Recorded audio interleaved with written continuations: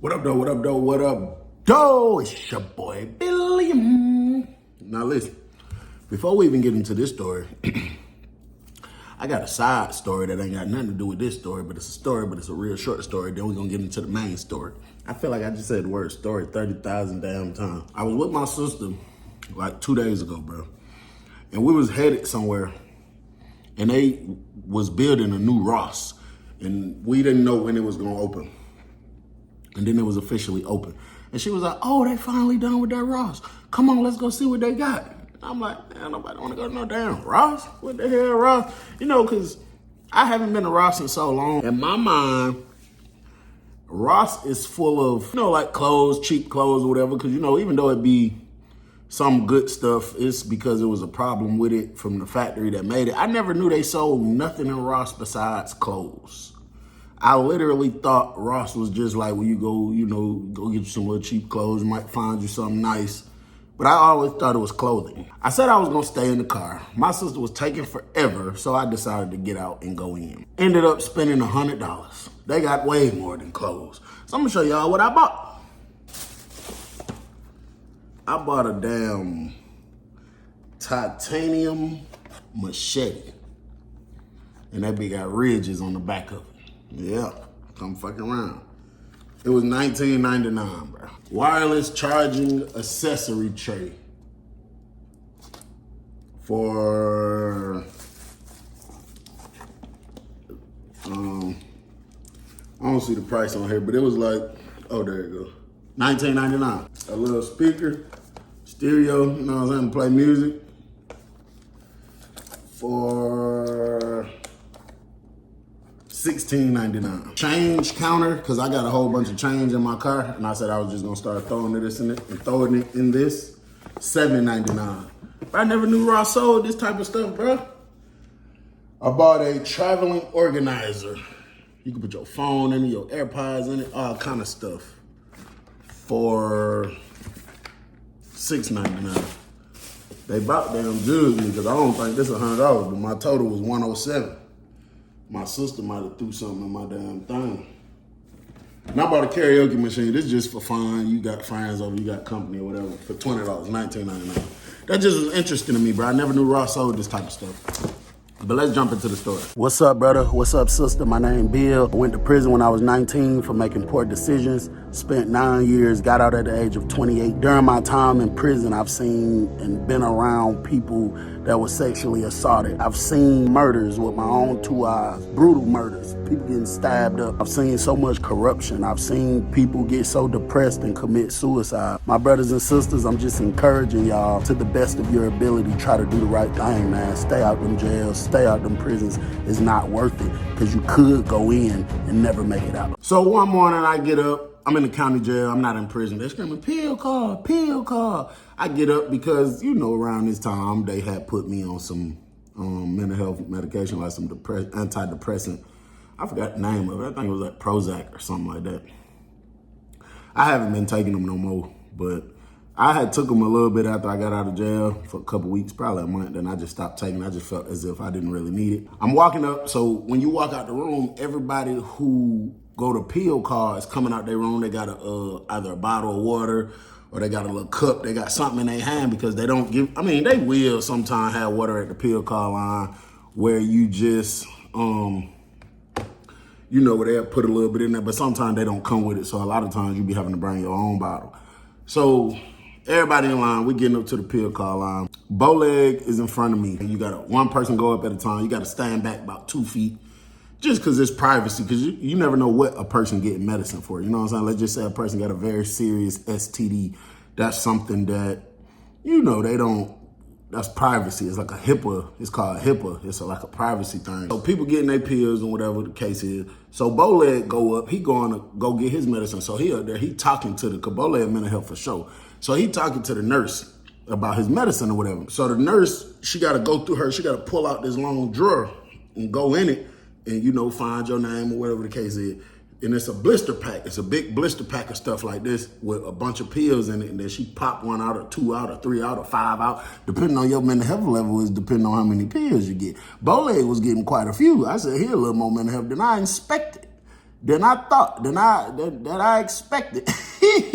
And I'm not even finna cut that fuck up out. I'm gonna leave it in there. She popping the things out the thing. Boleg sitting there. He had already said when we came out he had a headache or something, so I guess that's why he seemed grumpy or whatever. Hold on, let me open this door, bro, because it done got kind of warm in here.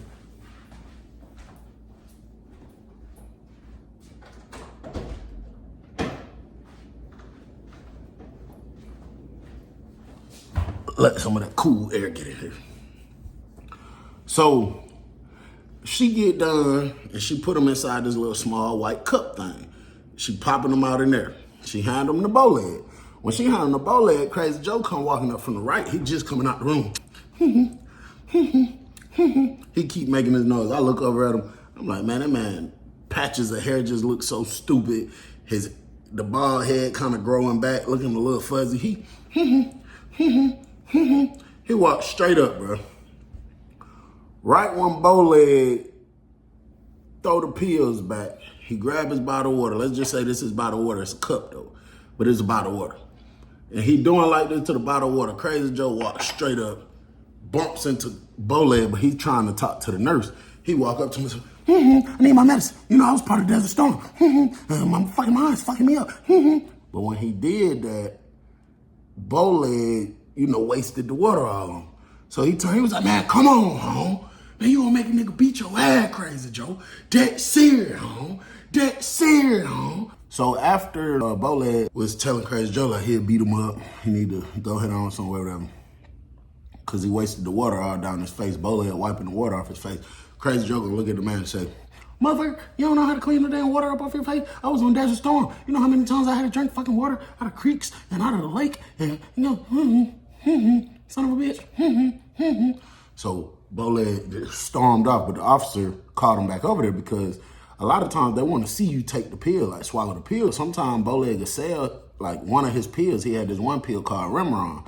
And it's something that make you feel high and sleepy. And people will buy that, bro. 24/7, people will buy Remerons because either they don't want to deal with the reality of being in jail and they just want to sleep their time away, or you got some people that, they just like the feeling of being high. So now this done messed up Boleg play because now the officer is like, nah, I need to see that. You know what I'm saying? Usually he could be slip one up under his tongue or whatever the case is.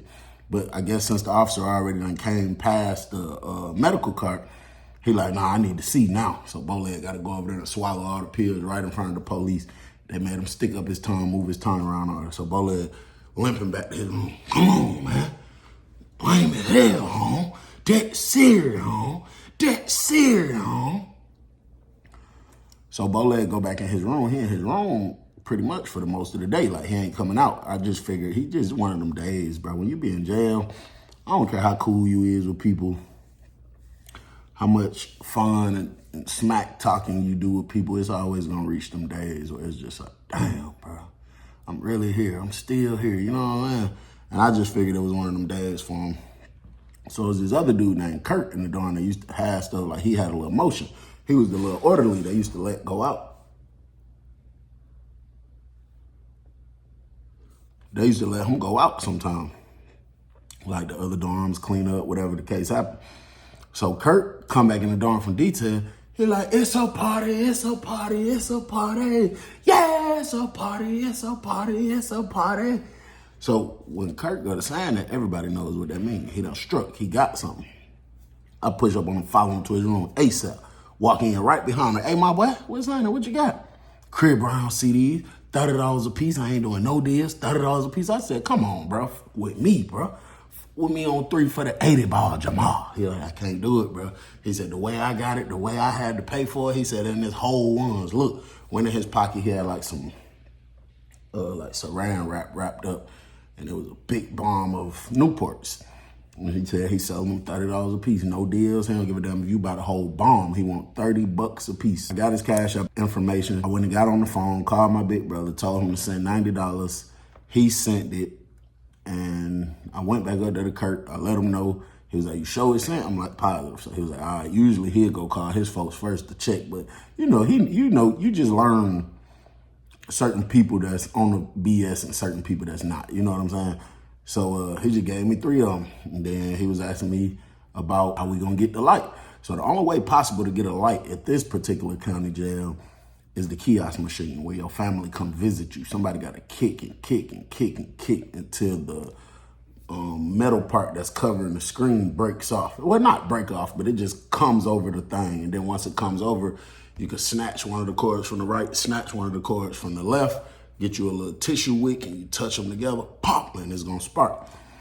So he told me, like, if I get the light, he'll give me an extra Chris Brown for the free ski. I told him, come on with it. Now, I knew I wasn't finna be the one down there doing it, but somebody else would do it to smoke, you know what I'm saying? So I go down, I push up on Boleg, knock on his door.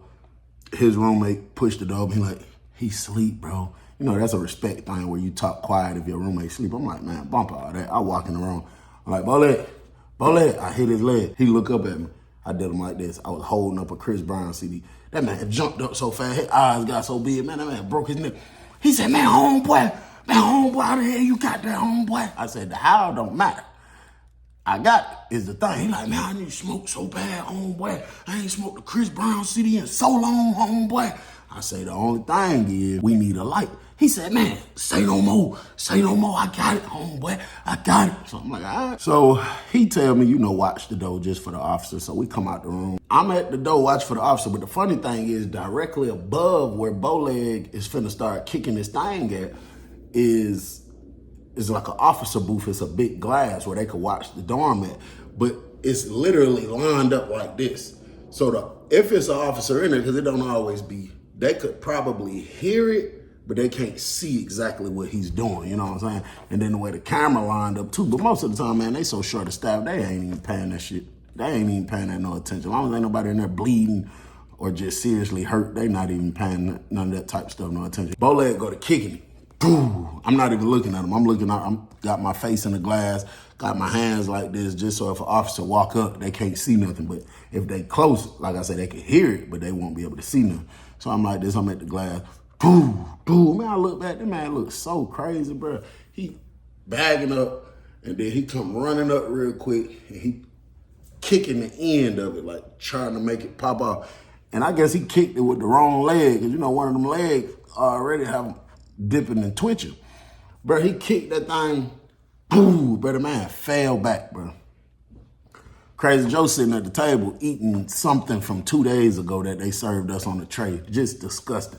Crazy Joe say, son of a bitch, don't even know how to kick a damn metal box. I was a part of Desert Storm. If I was the one kicking it, it would have been done. It would have been open a long time ago. Boleg was like, well, come over here and kick it then, home. Come over here and kick it then, home. Come get it open then, home.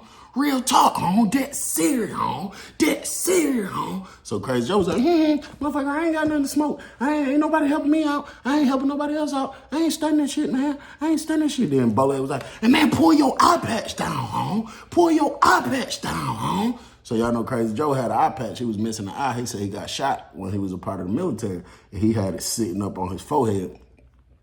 Boleg was like, man, don't nobody want to see that, home. That serious, home. Come on, man. So Crazy Joe was like, motherfucker, I don't give a fuck. Motherfucker ain't gotta even be looking at me. I was part of Desert Storm. One thing about it, it took a motherfucking bullet to get my eye out. I take a motherfucker eye out with my bare hand. Son of a bitch. I started biting my tongue because it was funny. I'm like, bro, this man really thought, bro, like something is real life, seriously, all jokes aside, wrong with this man. You know what I'm saying? When Crazy Joe get done eating, Boleg still kicking it. Crazy Joe come over there. So you see them over there talking for a minute. So I see the thing kind of coming up a little bit, but it didn't come up all the way. It was like halfway. Crazy Joe go to kicking weak ass kicks. Ain't doing nothing. So Boleg was like, man, Crazy Joe gone home. Man, gone home. So Crazy Joe was like, motherfucker, you can't get mad at me. Motherfucker, what the rules? So Boleg was like, man, gone home. Gone home. So I was like, hey, Crazy Joe. So I did him like this. So he came walking over there. Soon the man walk up on me, bro. I promise you, that man said, knock. Who's there? You who? Son of a bitch. He was like, what's up, C-Bill? I just acted as if none of that happened. I was like, bro, leave Boleg alone for a minute, bro. He trying to do something so we can smoke, folks. You know what I'm saying? He was like, man, I ain't stunning that motherfucker. Oh, pot-bellied motherfucker, man. I ain't stunning him. He don't know what the hell he doing, man. So, boom, that last kick, it popped open. Boleg had the tissue. He went straight in there, snatched it. He already knew what to do. He ain't need no help. He went in there, popped it. He got, as soon as I saw it lit, I immediately went to running. Boleg went to running. We get in the room. He give me the wick. I hit that Chris Brown, bro. That felt crazy after going so long without nothing. That just felt crazy. So when I passed to him, he hit it. He like, homeboy. Boy, we was locked up with that boy Mike Foster. Man, Michael Foster would have been tripping right now. You came in there bit with some Chris Brown CD. Man, that serious, home. That serious, home. The door swing open, ain't no knock or nothing. It's crazy, Joe. He like, motherfucker, I helped opening that up. Go on, let me hit that motherfucker one time. I ain't got no problem letting Crazy Joe hit it, but Boleg was tripping. He was like, man, hell no, man. Man, Crazy Joe gone, home. Crazy Joe gone, home. So Crazy Joe was like, CBL, motherfucker, I helped out with that. Motherfucker, this weak pot belly broke leg, motherfucker couldn't get that thing open. So Boleg was like, man, Crazy Joe gone home. Gone home. So when he said gone home, that last time Crazy Joe said, so Boleg was like, man, all that fake mental health shit home, gonna get your ass beat home. Man, gone home. Man, Crazy Joe gone home. Get out my room home. So Crazy Joe went walking out the room, but he was being petty, being lame. He left the door wide open. Boleg couldn't take it no more. He said, homeboy, I'm about to show you how me and your big brother used to do. I'm about to show you how me and your brother used to do in the boys' home. He handed me the Chris Brown. I was so into the Chris Brown, I didn't even try to stop him. I went over to the door, pulled the door up, snatched the little paper he had out the door. I'm in this man room with the door closed, looking through the glass, hitting the Chris Brown. I just blew out like I really had a Chris Brown. That man walked straight up. Crazy Joe was walking, like he was walking towards the door.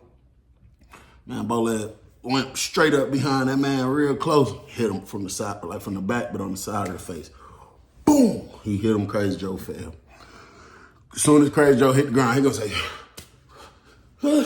back up, dispatch, I need backup, man down, I need backup. Tried to jump down on top of him, like tried to swing on him, he fell on top of Crazy Joe. Crazy Joe go to screaming, y'all get this big motherfucker off of me, Boleg started hitting him some more. Crazy Joe wasn't swinging back or nothing. He was like trying to weave and kept saying all kind of crazy stuff. We eventually went and broke it up. And right when we was pulling them off, I guess the officers had seen them and called the code because they came in there and they made all of us locked down. They took Boleg and Crazy Joe to the hole. And it's crazy, bro. Like I say, stuff like that be crazy, or whatever the case is, but at the end of the day, don't nobody want to be there. There was so many people in there, bro, that was telling me, yeah, I've been here 3 years. I've been here 4 years. I know I probably ain't getting out. I got life, you know what I'm saying? So just try to the best of your ability to stay out of trouble, stay out of jail. It's your boy Bill. I'm gone.